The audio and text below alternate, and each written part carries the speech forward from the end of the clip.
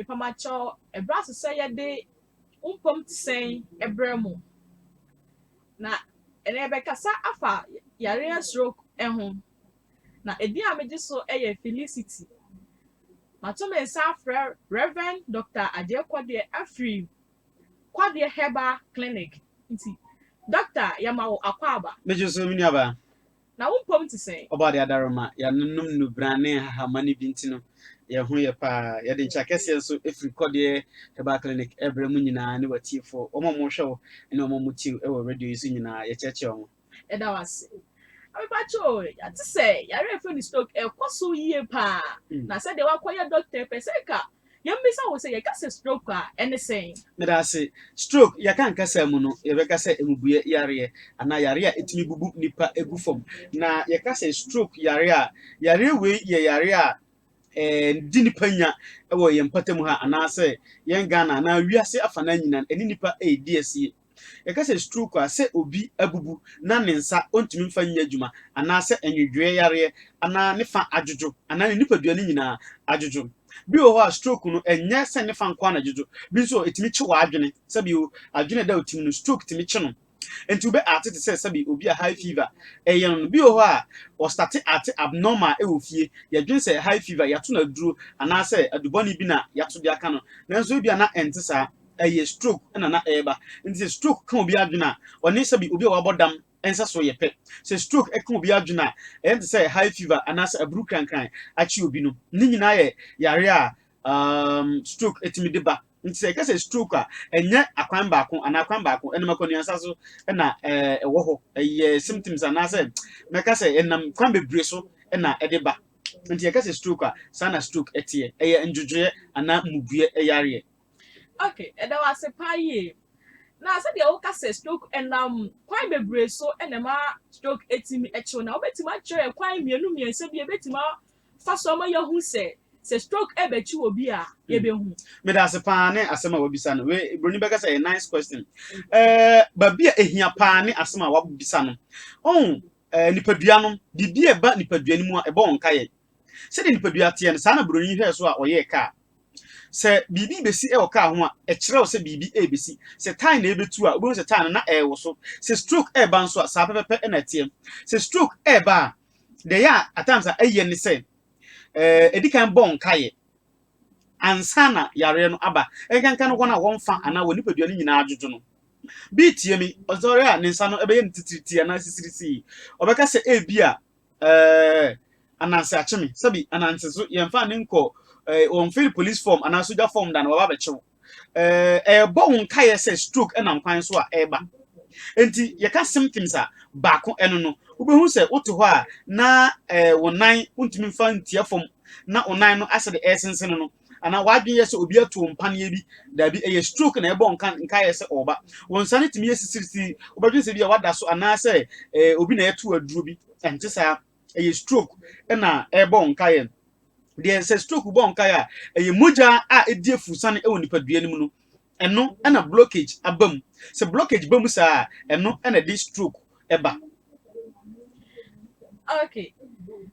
ebacho what church says answer we mu nyina ya ti ase se de kwan ya fa so de stroke eba na obetima kire ye kwan ya ye be fa so a ye nya stroke me da se kwan ya be fa so a obe avoid yare stroke enie ba kon aye wadidiem se obehwe wadidiem ye eho hia pam obi otadi na mono pa no enya nwanwa se obenya stroke obi otadi anwa pa enya nwanwa se obenya stroke obi onye exercise kra enya nwanwa se sa nipa no so obetumi anya stroke waduane a wudi no anka be ya enya aduane a fiber ewom waduane a wudi no be ya aduane on se ye waduane bi se kontomire ye nananom anaye maame mu so omo be ya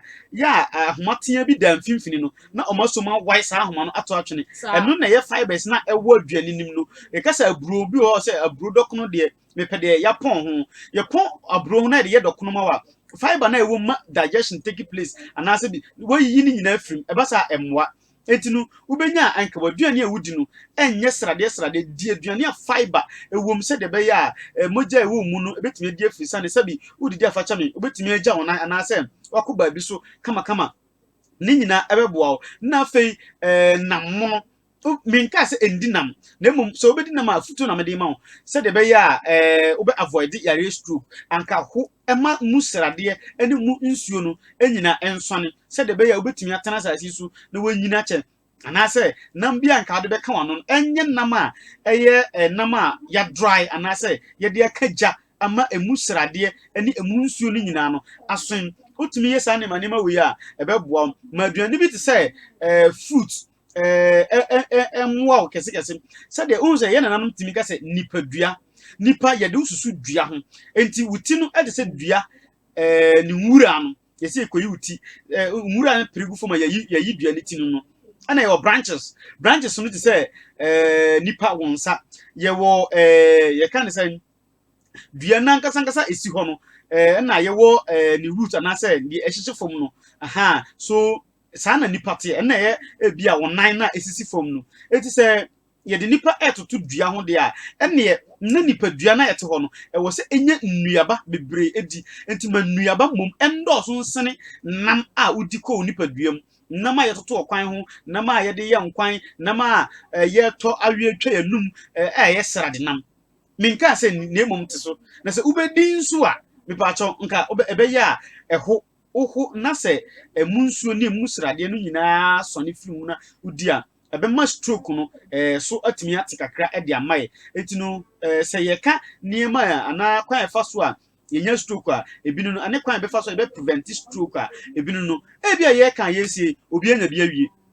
ene bia ye no kre so obi anya bia wie a menu ba de so ye nie obeba African Herbal Clinic ye otechi my Fantinu town ba bia kodie media school kese nsem telefone school kese no no eho na ewo anase techi my nana bana market oba ho no ma eho na kodie clinic kodie Herbal Clinic obehu ye kira kwan na afi oba ye wo mfidie wo honom a ye de massage e bia na stroke no achiwa wie ye wo de ye hye ne sempaboa ye wo de ye kitakita mu a usum na se ikitawa massage kama emma entini na emu asisi no emu ebiebie ye wo bi nso ho a ye be cheke unse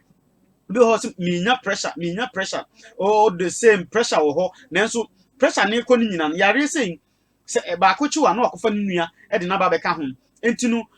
ni nyina ekoso obetumi anya stroke afam otase enti se wakoma ndewa esibon embo kama na asizi a stroke yare na eno no etimi serew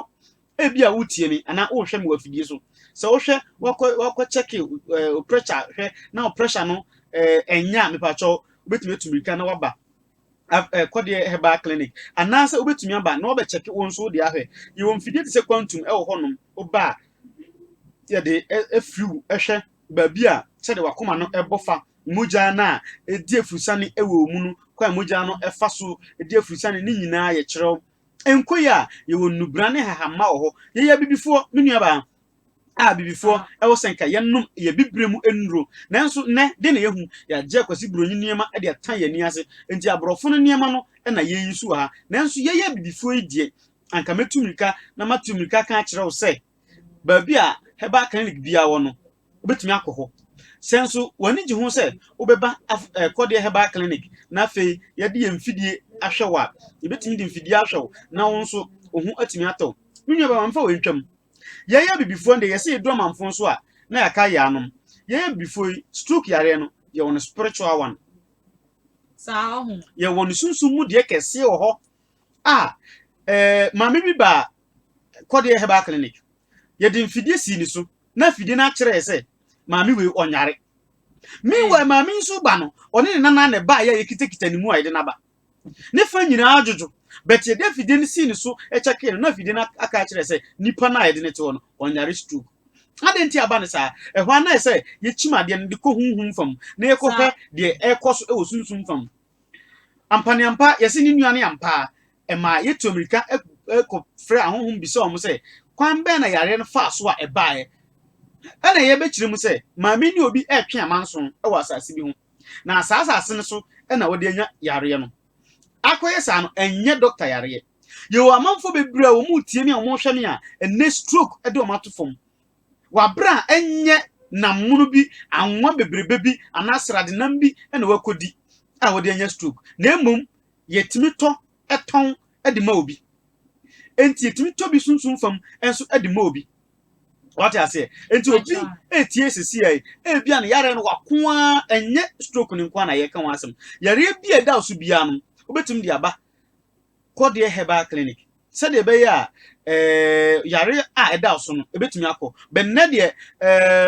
me ma me say ye nyina ye ka stroke asem enti ye ka stroke asem enti se stroke na ache nko ade a to America na tu wani ehwe techiman na bana market anase Oboma ni school honum eho na Kodie Herbal Clinic ubehunu ye chira kwan nanso ye dimfidie sisiw so na ye hu ba bia yare ni free minua be ma wutie mi se yare we eye sunsum mu yare atumuda se ye honam fom yare na se ye dimfidie siw so na se afidie ni kire ye se ampa yare wo ho a afidie na kire adukuru a ye mfa maw se de be ya ohu betimi ayedene obi nso tie mi yare no emai se yare na ba bedu dia me pa to America afere yare na ba dia ubedu ya pe ye be ma onuro enche yare no aburu so na atwe mienu ebekọ se onsa etaye osisirisi anase onan anase tai chew se de ya eta aka no eye moja no na blockage ebam entimi ndie furusa ne yie enu ntina wo se anase echew no se ebasa ye wonu brane hahama ye de mawo se de be ya obenum na apote ebeba enti se achiwa wi a ubetumi aba se eguso ebo won kaye nso a eno nso so no ubetumi atu America aba na ohu atumi atọ enti hyane so safa mame ba bia wo bia no wo faka wo se o batechiman wonya si techiman so o ko Dwumo Fantinu Town via require so obo amwani school eho na Kodie media school ni wo animu pe na Kodie Herbal Clinic ensu ebutu kesepa no ewo na nabna market techiman na nabna market wo faka na udu na nabna market a ye de na mabeto so ada ye be wi a be boy number amount na wonso afre usi from apefre ye ba be faw na yeso mu kama na fe ye de watu aduro so na oho atimi atọ entimi nua ba ubisa me a na sa na eho asem etie ero asipam doctor me pese me sai ndi wo nchi kakra disenka anya we ya yanko ne ya kasa no kasem bi efa ye nwia ni die mu sabi o se ya se ye din kontomre na ene ye da ye di aduro ntamo ya sase nyina entimi no pre free no ba ye papa emaye it se de o kase kontomre die sra o kakra bi ko enya obia na benya kontomre die aye nkwan anaso die aye abomu adie ma medase papa enya obia na obenya kontomre de aye na duane na enya kontomre nko a aka ntete no anasa odi yemfe ni hwesire mu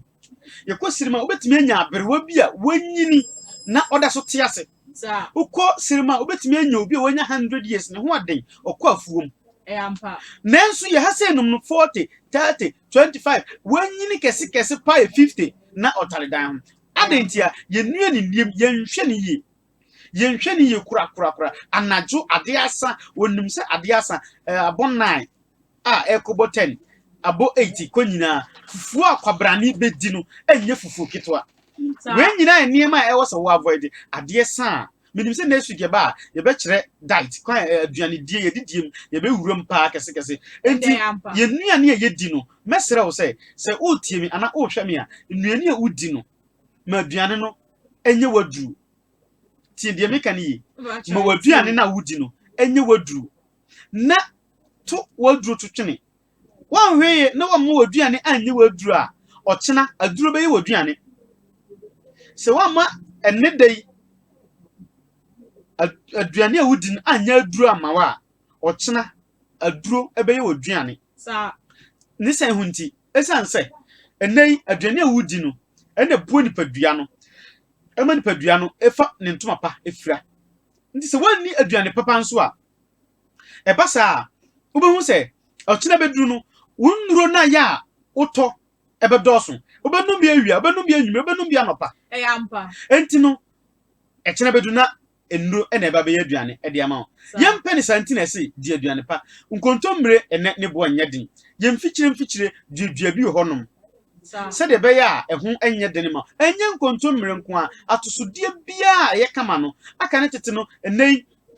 ye twi nyadoa na ya sone so fibers a woman na de dani abema digestion automatic plate no na ya to ni nyina to agu sa pepe bra wutie me sister wutie me maame ne papa utwi nyado anka menko ensone so fa ne nyina ye nkwan di ne nyina kama menya wo ho krakyesem what I say said de be ya wo nso wo ho betimi atɔ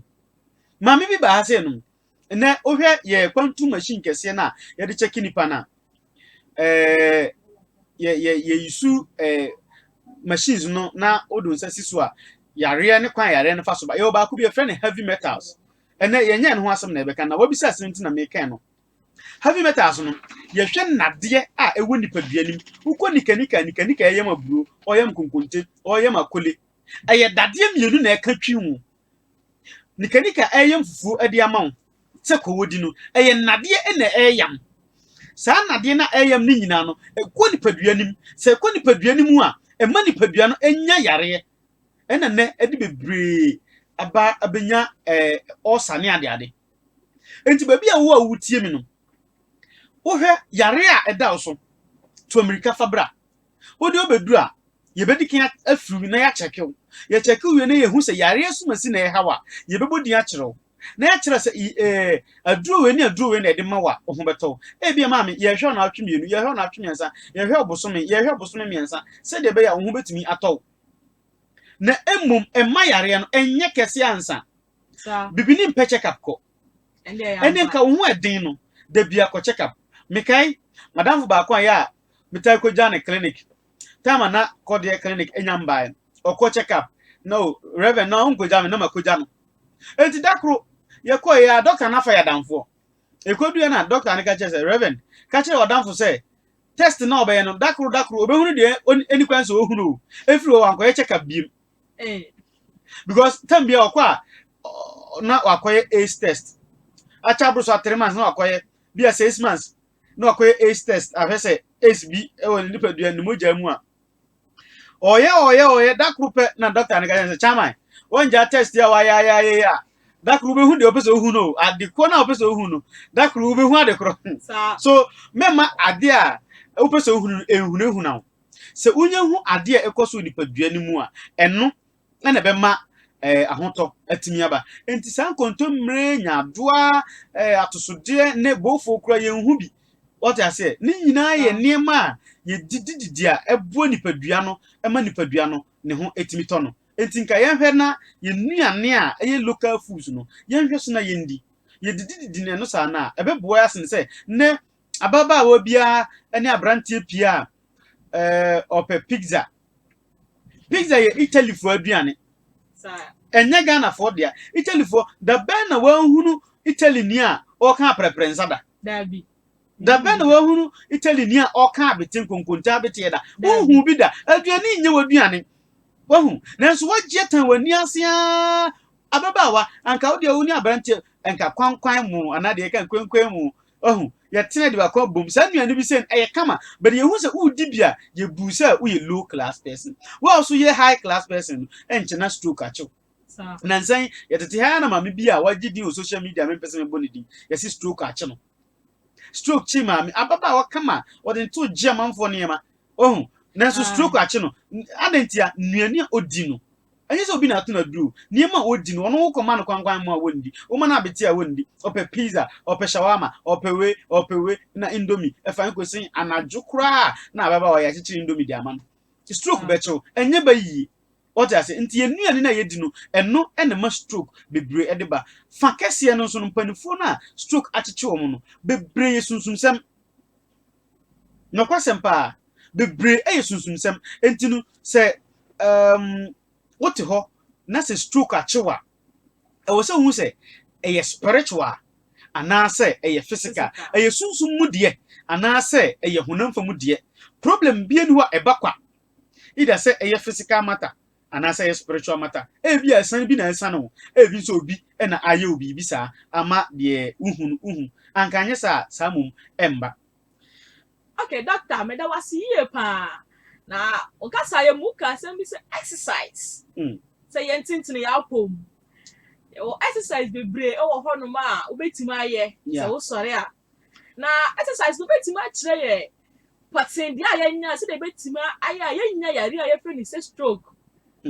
me da say ye wo exercise ye hu ye maame mu no so no on say na me ka say ye maame mu anyinyi a sebi o mu ekuro nkitua mu no den say stroke be chi no ba bi obenante akwafu ma ba no sa nei ye ti hai ye sma kwan ya no say kobra bi say reverend na wa maame lorry fe o pe lorry fe a wo de be kwa aba but ye na ba no obefiri ha kwafum no ho a bi so the bicycle ni nyina ye type of exercise o sa me oba me fi a me o bicycle si ho eto da no mafa na mte so o say ah papa we nyo na woka me ni wo moto na o santi bicycle so but that one it doesn't matter okay ye exercise na no ne no time ni ho say ye be kwako gina ye kan say gym na ya gym say ye exercise so manema bi wo ho enye part of you enye exercise me ebo be 4 5 ahomache na bo me fie abo ho na ma so nam ne nam ho what you say bi kro ho a otie me young boy obetumi ato skipping de kogu fie na o bo skipping no e wo fie nkakra bi su kra de kra ne ho abufu ne ho ahomte mo a mo fie mo fra bronsan ansa na mako mo fie mo de kwa mo ho ya ahomte aka no potututu na wa sorry abrosan wafu no wasi be 10 times bo se moja na edie funsane e wo mu kama bi steps kitua bi na wafa na o fro ne nkakra nante kakra anopa no nante on se de me kire o nante kakra na fe wo say yes one nante kakra nante o nante a emamuja no edie funsane e na fe mu amota tena e condition bi na bohoi ono o free hayi e condition wa ha na wasan akotene condition kam obese akon fie kura na condition Sanborn Hall obeda nyuma na wasan air condition wa angasa o frefre yare edma ho kwa what you say eti mesere se mboto mbo e wo saa nema nema bi hu e na abrofo ne say too much of everything is bad bebreso pe alcohol pa omta nom alcohol so wan to ogbu na wan susu menka say nyo na mom mentimi ntwa wakono de na nso to ogbu too much of everything is bad too much of alcohol no ubenya nsusanso bone e wo akoma no so na epompi moja no e de ama veins no say ba sa pe the problem beba what I say china na oba benya stroke etimi srew nya botre na to boase hwe didiem ne onum muye me de metufu say obekokoto alcohol abenom no koto mempese me bonsuo bi adi koto nsuo nanom na ahoto entimi emra enti adidiem de obapa ehia papa na mom stroke enye physical nko a spiritual nso eka ho bi me da wasi ya bema doctor so de waka say what's my church stroke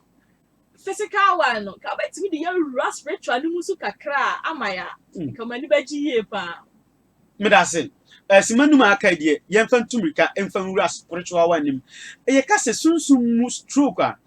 eno de eba sabi mbon kai bi kura de chi no wadwaye nipa bia at the moment abe wadwaye no wabo naked aka no sunsun ni nko ape so bebrede e stroke bi nso de kwachi no mami bia oba ase no ono ne de kura ye kan osi okwafum afum okodu ye na ape de hwe ya say oti asase ne so na ade ne nam na ho nya asi se stroke afum wa na ye de adu na akose e na stroke no e chi no e ho no yo sa ne manema ni nyina e wo honom e bi e press ase ho bi ko no obi pre oba ho bi no obi pre awo bi ho bi no obi pre bibi ho na odi sa de ajapade bi e ho obi abra pe na ajapade wo wiase a wa agya hokɔ na ono obi be pre afi na ye toto yare e de me ma ye ho which is too bad eno e na me ka se mesrɛ mo yenya abotre ma ye ho na yenya otwen emfa ma ye ho enti ye ka se stroke a spiritual one no e wo ho nipa bebre wo wiase a spiritual stroke e na ayo most of them no ne fa jojo oti dem bi nso de ka na adwene na waye basa what I say matias enti mesre e na sex positions bi wo ho a emwa nkankan youth no bi wo ho a opese one obeda ogina ho emwa o neba ko bia baso yese kraman se de kraman ne obada no sa na nipa enso ne obada wotaye sa wetime nya stroke ye friend doggy ye na okwakobo doggy ena okwakobo doggy wan hwe ye bobo doggy ba ko mienu miensa wani beba ho so no na afei ekofa asem e de abro enti misrew ma o sex position so emwa na afei spiritual one aye kan so no eno so emwa menka se bra men kwa me ho enya me kwa na me spiritual person na mmom onya obi foforo nso ho akọ ko yo hyebirim den na ekoso ma brabum 100 cedi na 50 cedi bi ade ko ho brabum no fakọ so ye sofo malam ana konfo fakọ no ho ana wo ye spiritualist fakọ no ho no na fi omwo onhwehwem na unhunu se ampa meka na majawe wo sen nipa ye che wiase we mu no e wo se ye mu bi ye ma yesunsum sem ehia pa I will say me susum say if not nyema betimi afa yase nyema betimi afa yase pa enti no to ho a ukọ clinic ana hospital check up no na ukọ abisa enso e de aka ho se de be ye a ohu ebetimi ahenhan na nyema bi a wo hwehwe no wonso wonsa atimi aka e wa brabo anye sa wa mo wa ho bambo ahia wa obi di se de me nua jakuraja ta aka no obi di kosua e na apatasi 2 cedis e be ma stroke a chew afina obebọ ka kese ebia ọ na ukoba ebe ma fie na duane di nanso na ye the problem eba be soaw na anya nkwa na ho be kire nkura no maame no papa no obia ho eba be kire no nti spiritual stroke no ewo ho bet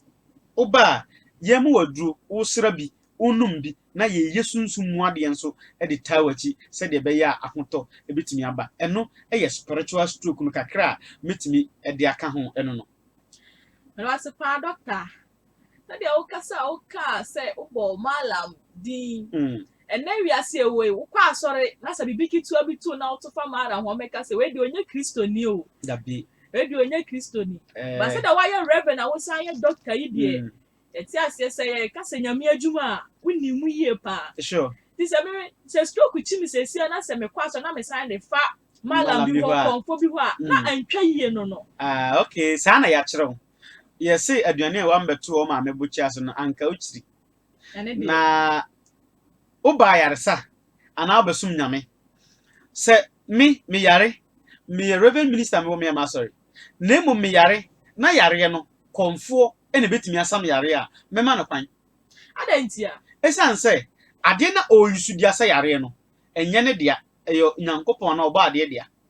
Se okonwuram na akote haban a eyo oba ade dia. So otwa abo a mema no kwan Bible so kan Luke chapter 2 verse number 22 ekwa Bible so ye wo Yesu no ye fa ajankuku ena mro no mama mienu kan ho ekotwa mro no mama no e de ya mamre e de ma Yesu enti se me so be ya mamre ma me na me ho atome a the problem ene de wo hin se me na me yare na ye se me ntwa dwan me ho beto me metwa ye se me ntwa akokọ me ho beto me metwa me ho tome a I will go back to my church adena yare na ba mi ye Pentecost ni mi ye Presby ni mi ye Anglican ni mi ye SD ni SD so for amboa SD ni bi antimi amboa Pentecost ni bi amboa Anglican ni bi amboa Presby ni bi amboa ama yare na anko na se konfo bitini ba bi se o te ahaban e de asa yare na mate no aka kire o se mempene dabi e basa antwaye ukan Bible Matthew 23:23 Bible se munnie mu atwerefo ne farisifo se mu yi emme nunum ene tete ho ntoto so dudu na emra no papa no magya no ho enti no ye de emme nunum ene saa ne manema no nyina o Bible ma Yesu abobodin a kire enti sofo ntimi nte emme na se konfo akote mme de asam yare a onumum konfo odi nyame asem so ba doctor mi ntwa no o mi hwemu bibi ana Lewen na osum nyame yie pa ba mredo be yare dindindi bi a asofo kra ntimi anya den ansa na yare nti we ma ne nya adwin bi e ma ne ho akobosom ho be ko wi a che ne koye enwoma bebre ana Lewen ja ne nya mesuma na otwituo e woni pa so nyina ma enam insensem bi epeso na obedi ahine e woni fie e ma ne yanko bi kan se da bi so ja nya mesuma kwadi busuma chi dia on fa sa di bre ne ma no e ma Lewen de sa bufo no akun ne yanko no so ka sa asem we dia e honom kakra dia asem we minim sa ahwefo bi mu beka se o ma dwum be o mo kresen ne ana kakra ade na o mo yo program na o de Lewen asem ababewuram eye part is very nice question for me. To me, no, a very nice question. What will be a Ghana for your here? See, bro. Ni who Ghanaian movie? Conphobia defeat so for bida. Ni who bida? Ghana,